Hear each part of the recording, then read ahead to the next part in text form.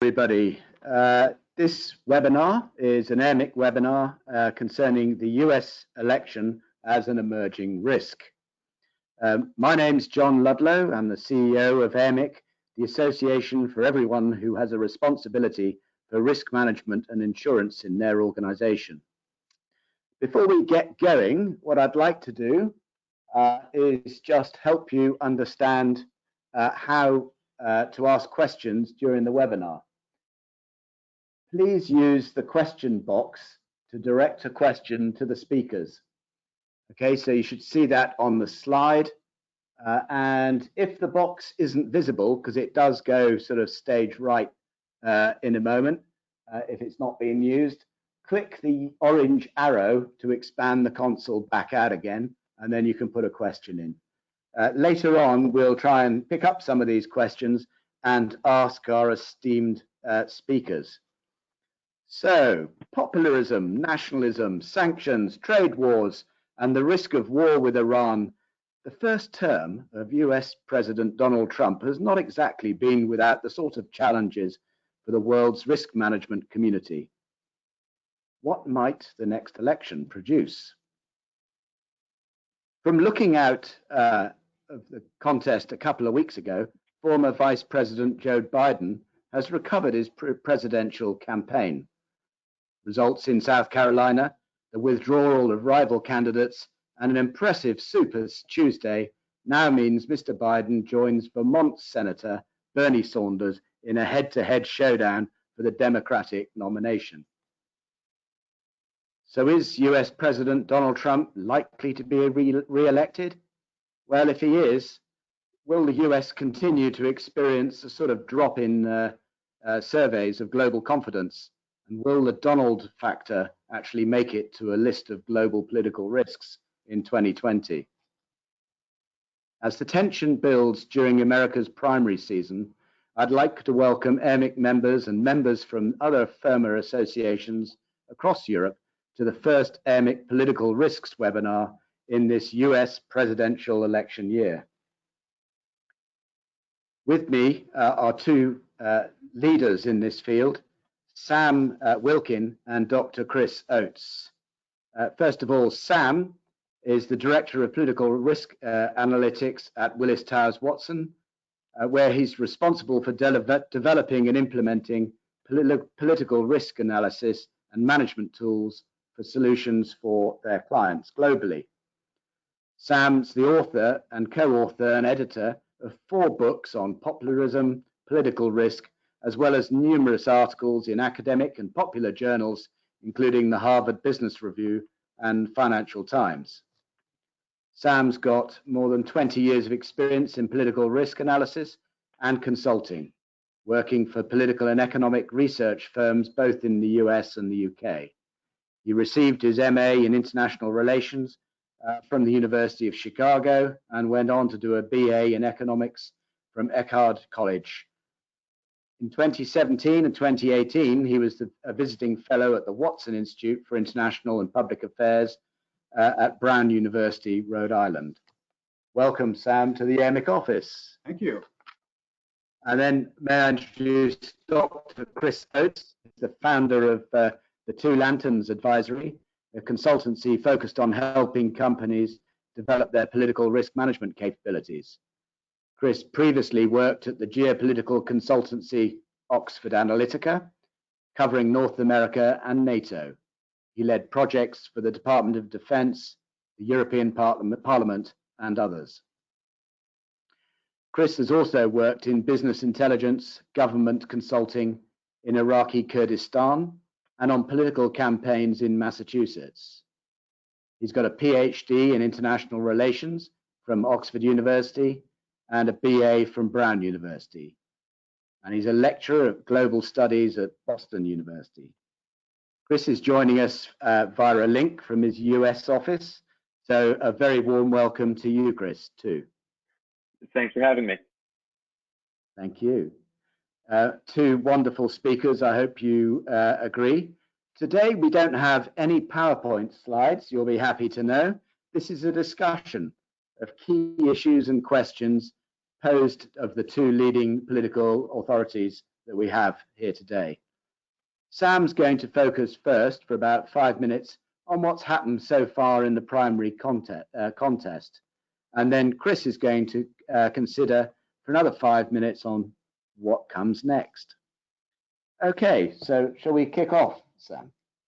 So, thank you very much, John. The US is famous for its open primary process, state by state primary process. Compared to European democracies, it is extraordinarily open. In some states, you don't even have to be a member of the party in question in order to vote in the primary. Primary process, of course, is then used to, through a couple of steps, select the candidate for each party who will participate in the November election. And I say it's an open primary process, but that is in theory. In practice, it has actually been quite closed. After a couple of shocks in the 1970s when the open primary system was first introduced, the parties changed the rules, but a little bit. But more important than changing the rules was they figured out how to manage the primary process.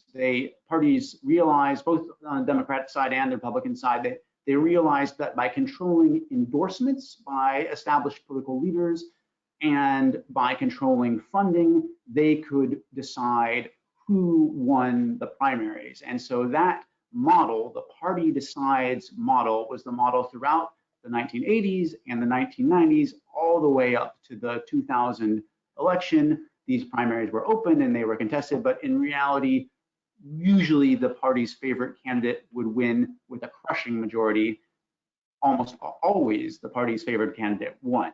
That was challenged in 2004 by Howard Dean, who used the internet to raise $50 million in small donations. That $50 million was a crucial sum because that was more than you were allowed to spend if you took federal funds for your campaign. And so no one took federal funds after that. And the party, somewhat exaggerating, but then the parties lost control of funding. In the next election, 2008, on the Democrat side, Barack Obama and Hillary Clinton had an extraordinarily close contest. Actually, Hillary Clinton was probably favored by the party members, but in the end, Obama won by a very close margin. I think it was 51 to 49% of the delegates. And then, of course, in 2016, Trump destroyed the party decides model entirely. He had almost no support from the established Republican Party. He received not a single endorsement until February, by which point he'd already won several primaries.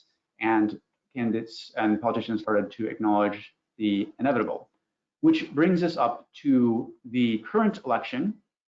It looked at the beginning like the party decides model was well and truly dead, with Bernie Sanders raising nearly twice as much, maybe more than twice as much as Joe Biden, who was the favored Democratic Party candidate. Elizabeth Warren also outraising Joe Biden. And then, of course, two billionaires entering the race, Michael Bloomberg and Tom Steyer, each with more money than Joe Biden. So it really looked bad, especially after the first three primaries, which Joe Biden was hardly a factor, and Bernie Sanders either tied or won in dramatic fashion. And then last day in February, South Carolina primary, everything changed. That was in part due to a dramatic endorsement, a very emotional endorsement by Jim Clyburn, House Majority Whip, House Rep member from South Carolina. And that endorsement was cited by almost half of South Carolina voters as having a major influence on their decision. And the party decides model came back with a vengeance. After that endorsement and a crushing victory for Biden in South Carolina, the two other mainstream candidates, presumably under very heavy pressure from the party, dropped out of the race, Pete Buttigieg and Amy Klobuchar, and they endorsed Joe Biden. Before that, the the famous election forecaster Nate Silver had Sanders at a 70% chance of winning the most delegates. After that, and after Super Tuesday, that margin had gone over to Biden. Essentially, the party decided model rose from the dead and smote Bernie Sanders, and Biden won a crushing victory on Super Tuesday, probably 10 of the 14 states contested, which brings us up to now. And let me hand over to Chris to forecast or tell us what will happen next. Thanks very much, Sam. So to follow on Sam's mention of Nate Silver, who's probably the single best election forecaster in the United States in terms of its quantitative model, the election is basically over. Joe Biden has a 99% chance, according to that model, to get a majority of the pledged delegates. And the reason why it's basically over, even though it seems like it just started and it was only a couple of weeks ago that he was going nowhere, is that Democrats allocate their delegates proportionally in each state. So if let's say Bernie Sanders and Joe Biden, Bernie Sanders wins the state 51-49, he is going to get maybe 10 delegates and Joe Biden will get 9 delegates. Now, what that means is that if you are able to establish a considerable lead in delegates early, then it's very difficult for the other person to come back, because rather than saying you have to win all the states going forward, it means you have to win all the states going forward 60% to 40% or 70% to 30%. And this is what's happened in the last 2 Democratic primary elections. In 2008, Barack Obama won. He only won by 63 delegates, actually, in the end. But he achieved a lead of 154 delegates in the middle of March. You need about 2,000 to get the nomination. Back then, it was about 1,700.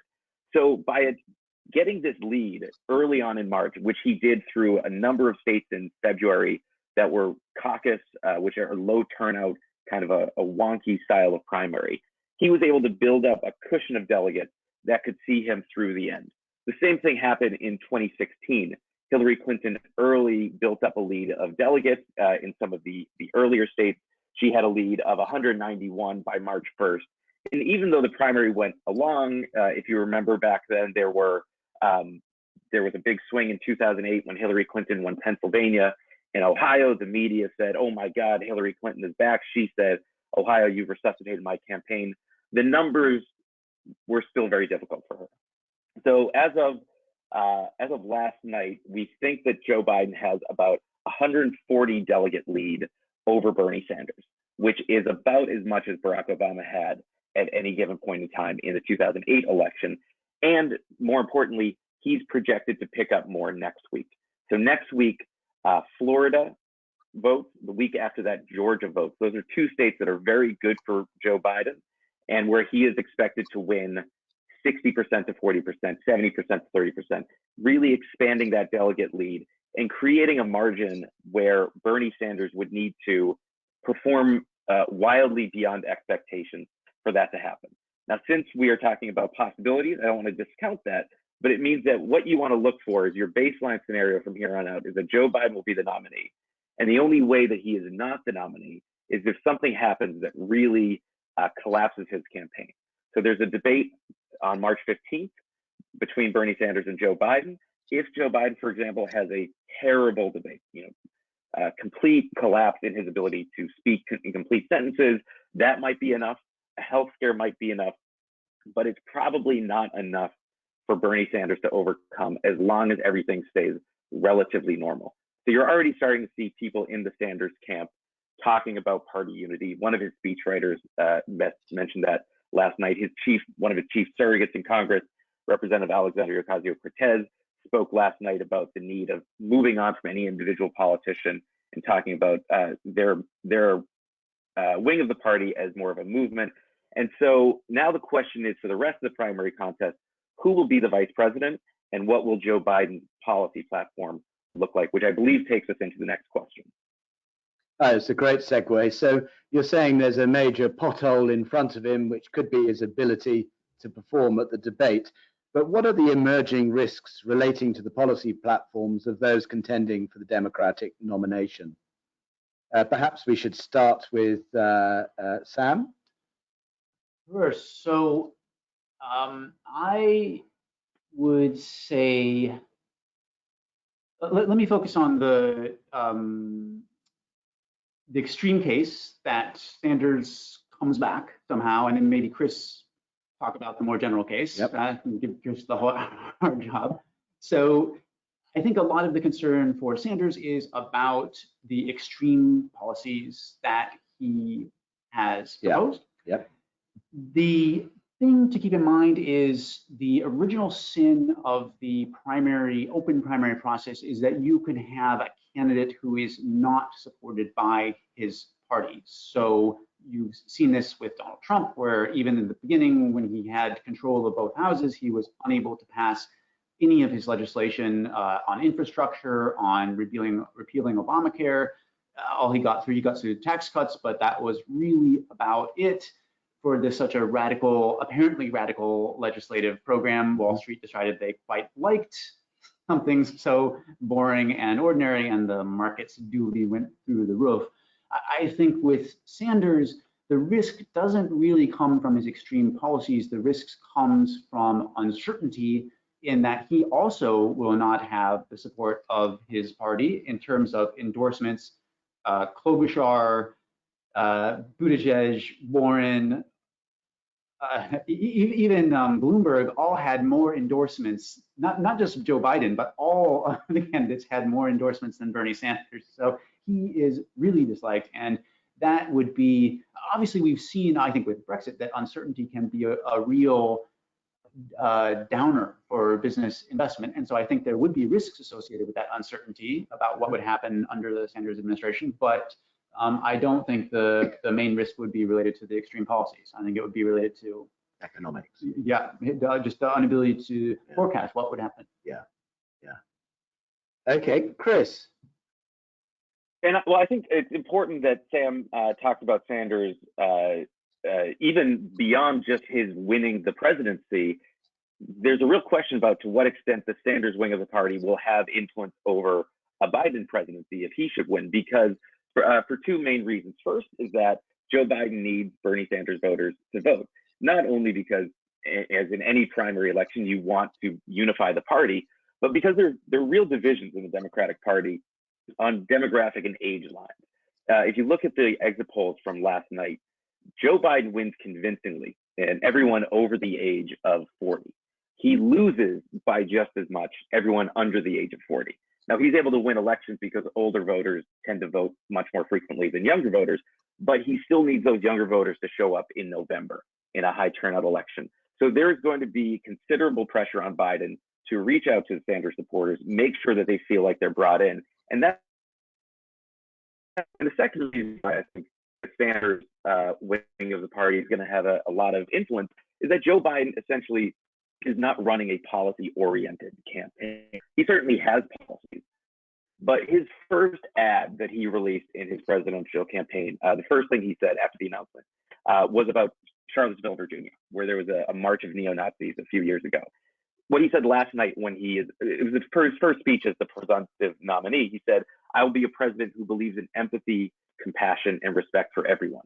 So he is really running on a platform of return to normality, as he would say it, and of a tonal shift from the Trump presidency, which means that policy is not one of his main discussion points, which means that there is an opening for policy to be changed and massaged at the convention or leading up to it. So I think what is important to pay attention to is how does Sanders, and also particularly Elizabeth Warren, who's dropped out of the race but has not yet endorsed either Sanders or Biden, how do they get concessions from Biden? Where do they get concessions? Is it on healthcare, on a more government-centered healthcare plan, or is it on fiscal policy or on climate change? You know, there are places where I think Biden is very eager to compromise to get their support, and there are places where he'll probably hold the line a bit more firmly, but we don't yet know where exactly those are. So it sounds like he's a sort of a consensus sort of person, and really he's pitching in an emotional campaign of, we're fed up of extremists in American politics, and let's just get round the table. Absolutely. And so there's a question as when he gets around the table with the rest of the Democrats before the convention, what is the outcome, because he is very much a deal maker. He is a career legislator, and so he is more than willing to compromise if he thinks it will help him win the general election. Great. And we have one question in, well, it's more of an assertion actually, from somebody on the call, saying some other analysts are putting Biden and Sanders neck and neck. Surely all of this means the Democratic vote is polarized and split, and therefore we're looking to 4 more years of Mr. Trump. How certain are you that that Biden is really out in front and stretching ahead? So his delegate numbers are a convincing lead, and he's also leading the polls. So if it were just that he had racked up a few good states, that might be different. But his polling is about 20% higher than Sanders. So in the latest polls, he is on an average of 52% support within the Democratic Party. Sanders is only about 33%. So I'm pretty sure he's going to win, but the nomination. But there is certainly an open question of, to what extent does the divisions of the party hurt the party going into November? Because in such a close election, as it probably will be in certain swing states like Wisconsin, Arizona, North Carolina, Michigan, any division within the party, any fall off between Sanders supporters to third party candidates or just staying at home could doom the Democratic ticket. So really, that's going to be one question. One note of caution, though, is in the middle of a primary is always the time of the greatest division within a party. In 2008, there was a group of Clinton supporters that they called themselves Pumas, which stands for Party Unity, my in a body part, and they promised that they wouldn't vote Obama, and won in 2016. Sanders as well, there was a fear that they wouldn't show up to vote. Most of them did, at least along the same lines. So it's still a certain work by Biden to try to reunify the party, but it is more than likely that all those Democratic voters who are for Sanders will by 80%, 90% go to Biden in the end, because ultimately they're Democrats because they want to see a Democrat win. I think that's great news. I mean, certainly I take comfort from that. I guess we've talked quite a lot about what's going on in America now. I think it's time to swing it out to think about foreign policy and what are the emerging risks to foreign policy, because most of the listeners today are UK and European people. So do you want to go first, Sam? So the thing that really concerns me on a foreign policy front is sort of US-EU relations. Obviously, there's a lot of questions on things like the US-China trade war, where, as Chris pointed out, Biden has been this kind of unity candidate and really has avoided saying anything about a lot of key issues, including carbon tax, including the US-China trade war. The thing that worries me is the US-EU trade war, which I think gets a lot less press. It's obviously a lot less severe in many ways. It's started on steel and then escalated over this Airbus subsidies and resulted in some back and forth tariffs. But the thing is that US and EU policy are diverging very dramatically on quite a few issues. And divergence have obviously over here in the UK has been a big subject with how much can UK policy diverge from the EU without getting everyone into a lot of trouble. But in the US and EU, I think it's a much more dramatic divergence. The policy is diverging not only on sort of taxation policy, on tax havens, also on technology, regulation of the technology sector. Policy is between the US and EU is diverging on genetically modified organisms in food. Basically, a whole on the climate policy, especially under the Trump administration. Some of these issues, divergences, would be less severe under if there were a Democrat were to win, but they would still be there. Many of them would still be there, and of course, they would be quite severe under 4 more years of a Trump administration. And I really do think you could see that US-EU trade dispute becoming a lot worse, something that's already been hinted at by Ursula von der Leyen, talking about carbon tariffs against countries not in the Paris Accords. So that is certainly an issue to watch, and a major foreign policy emerging risk issue as the election proceeds. And what does that mean for a Brexit deal? A trade deal? you tell me. Brexit is not my area. What do you think? Yeah, I think we just don't know what's going to happen, do we? Either Trump will do it because he wants to, and he wants another golf course, or Biden will. Possibly. I don't know where we go with Europe with that. I guess actually, in all seriousness, I think if Boris doesn't get the sort of deal he wants, actually he will walk away, and then he would be able to pivot over to the US. But I think that's going to be an interesting one, especially under a Trump administration. Absolutely, under a Trump administration. So they need to worry about that. Yes. We all need to worry about that. Is it paranoia to consider what might happen to the election if the government attempts closing or moving polling places due to the virus? And is it possible to postpone the general election for public safety reasons?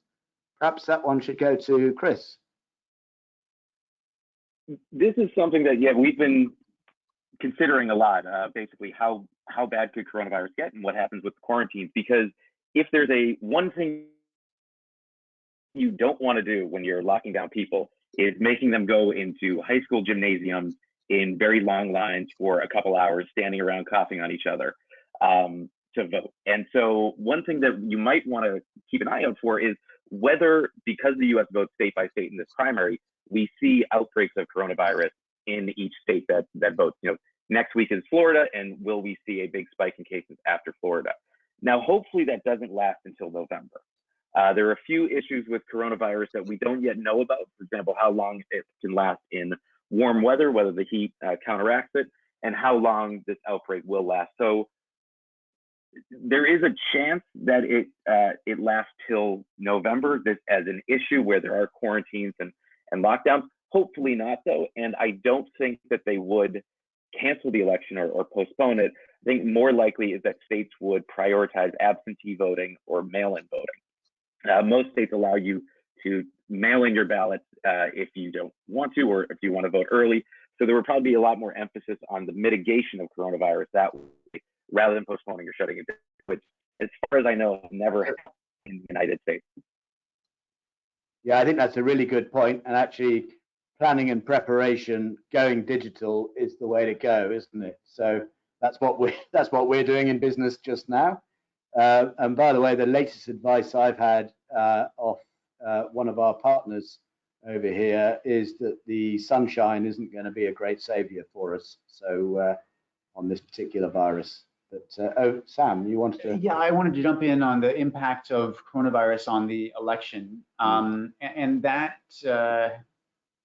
I suppose there are sort of two factors. One is, so I was in Rhode Island about a week ago, having dinner with some friends, and one of them who they are virulently bad choice of metaphor, virulently anti-Trump, but one of them, to my great surprise, said, well, I'm very glad it's Trump in office because he would be willing to take the harsh decisions necessary, border closure, quarantining towns, whatever. He would be willing to take the harsh decisions necessary to deal with the virus. And that is kind of a classic strong leader sort of response. Yep. That's something the classic political science, the strong leader benefits from crises. Populist leaders benefit from crises, sometimes seek to manufacture crises historically.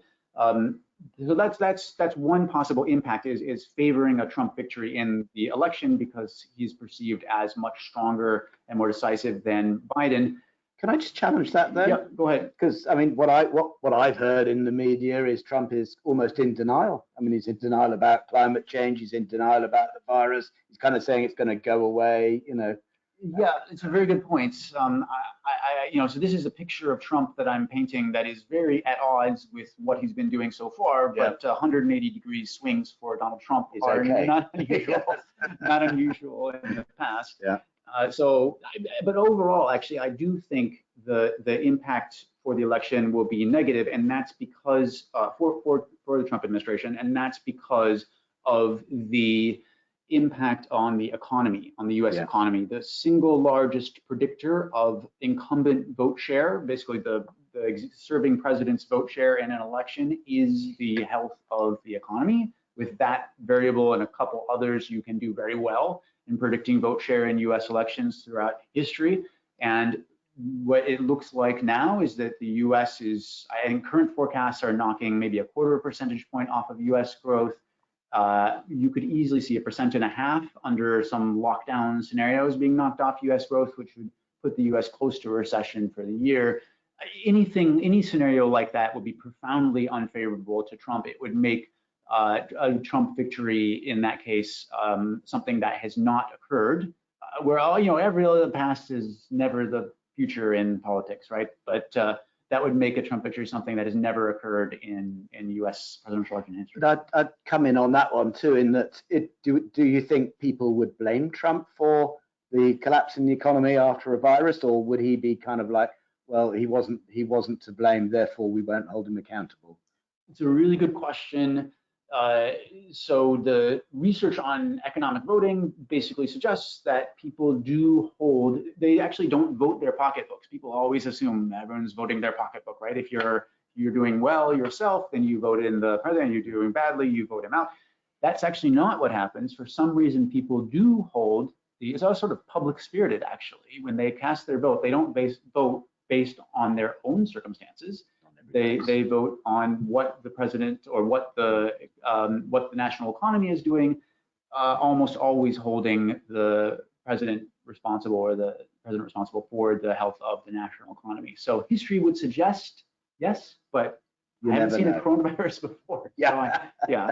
I mean, but so for instance, when I was a risk manager of a large corporation, I was always mindful, was the crises that happened, were we responsible for it, or were we a victim of it? If we're a victim of it, then actually sentiment generally passed us by and it was fine. As long as we did a good job of, clearing up the mess, it was okay. If we were thought to be at fault and we caused it by lack of action or inaction, then absolutely it would hit us. And it's all to do with sentiment and emotion, which is playing a much bigger role in life today, business life, isn't it? Oh, absolutely. So yeah, I don't know. I think the answer is, do I blame Trump for the virus? Probably not. But if he does something silly, then probably yes. Yes. Chris, do you want to come in on that? Have you got? Yeah. So one of the things that has been mentioned is this Trump's Katrina? So Hurricane Katrina in 2005 was seen as a turning point in the George W. Bush presidency, because it was seen as the mismanagement of the Bush administration compounded the suffering in New Orleans when the hurricane hit that city. And you can argue whether that was correct blame or incorrect blame, but that was certainly the image of him, and it led to a long decline in his polls. Now that could really matter this cycle, because not only is Donald Trump up for re-election, but so is the entirety of the House of Representatives and a third of the Senate. So when looking at the policy landscape of 2021, matters not just who wins the presidency, but who wins the swing Senate seat, which will determine whether a party can pass, say, Medicare for all or the Green New Deal, or whether they're unable to do so. And a number of those toss-up seats, the ones that Democrats will need to take back the House, are in Republican-leaning states. So they need to win probably Arizona, North Carolina, and Iowa, all of which are projected to vote for Donald Trump. So if this virus knocks off 4 or 5 percentage points from his approval ratings, it will not only affect the presidential race, but that could also really swing the Senate. So something to watch for is, over the next 7 or 8 months, how do senators, Republican senators, act? Are they distancing themselves from Trump to try to protect their own personal standings, or are they sticking with him, which means that they might all win re-election if they're avoiding blame, or they might all lose re-election. So if we start to see a lot of division within Republicans in Washington between the Senate and the White House, we're more likely to get into a scenario in 2021, I think, of a Democratic president and a Republican Senate. Okay, that's really interesting. So I was going to sort of say, dare we think beyond the election? I mean, I don't think CNN are going to let us do that for long, but if we thought beyond the election and staying with coronavirus, what are the broader geopolitical ramifications of that going on? We've already seen the sort of little tug of love over the oil price yesterday. Yeah. Sam, do you want to just start on that one? I'm going to look at it again through the economic lens, because the coronavirus is a very odd economic shock. Most economic shocks would be on the demand side or the supply side. The coronavirus hits both by disrupting supply chains and by diminishing consumer demand, because you can't go out and spend your money.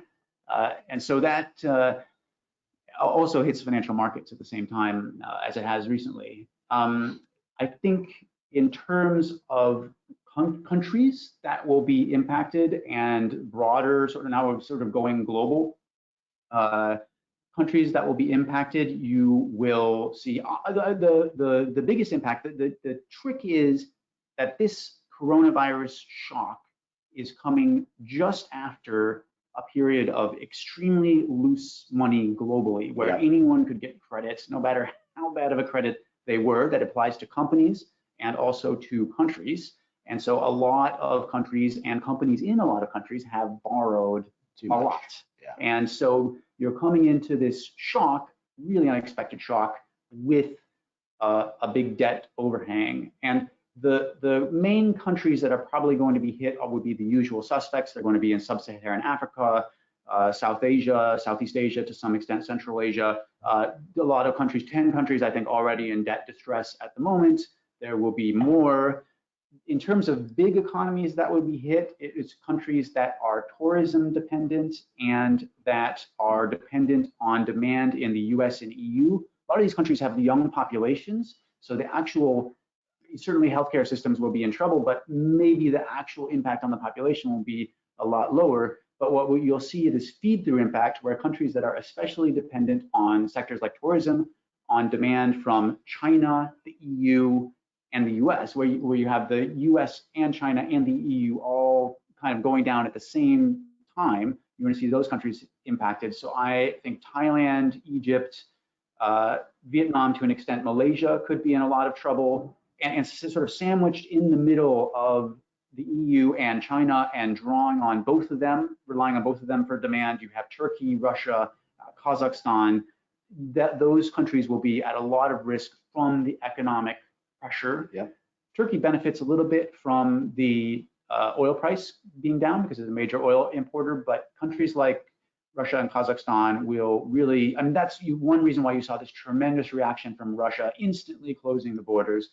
It also has a very old population. So this is a real, that with the oil price going down, obviously they've taken a real bold stance against Saudi Arabia so far, but with the oil price going down, plus this demographic issue, plus the sort of background of the shock, this will be a real testing time for Russia. And Chris, who do you think wins out on this let's go China, EU, and America? Well, I think one thing we're seeing is that the ties between countries may be getting frayed. We see this in Europe, where there's some animosity from Italy towards Germany, that there's not as much help on the fiscal limits. But in this moment of stress, we're effectively stress testing a lot of the alliance structures.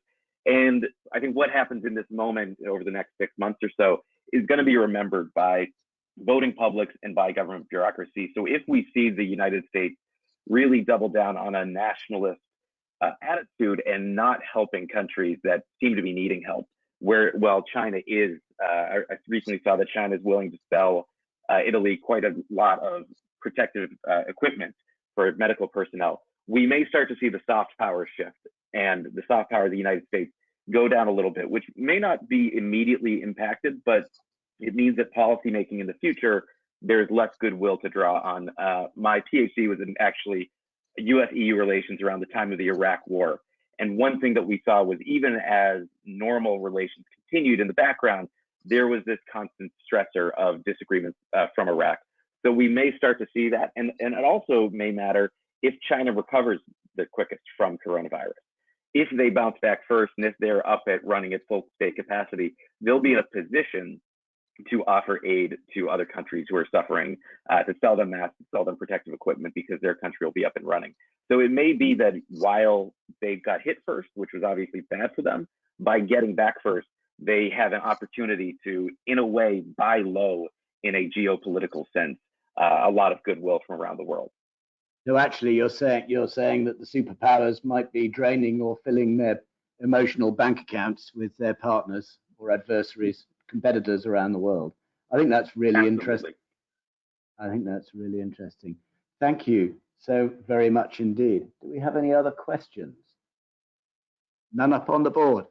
Well, I hope you've all enjoyed this. I think it's been fascinating. It's been a huge privilege to have both Sam and Chris on the phone and in the office with us.